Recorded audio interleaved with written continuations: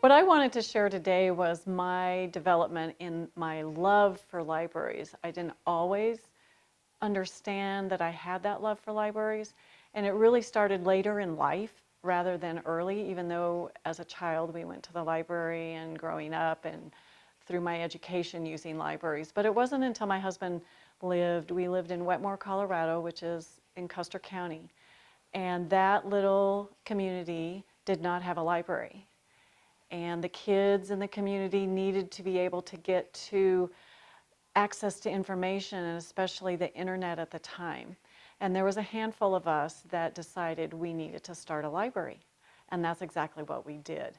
We started the library, we learned everything there was to know about libraries, the ins and the outs and what we needed to do.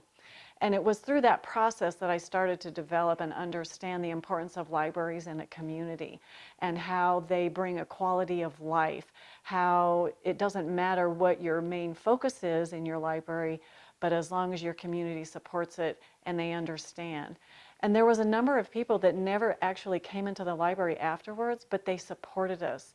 We had to raise funds to get the library going and write grants, and some of them just understood what a library means in a community.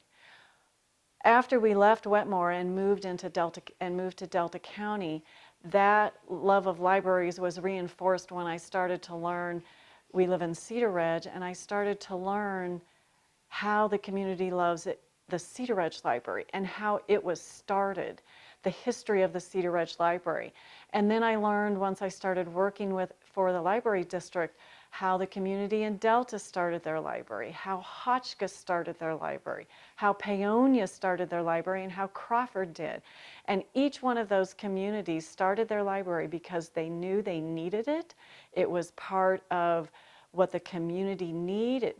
They become anchor institutions, and they provide that quality of life that is beyond just the basic needs. It provides those needs, but it increases our community and it increases and improves the quality of life.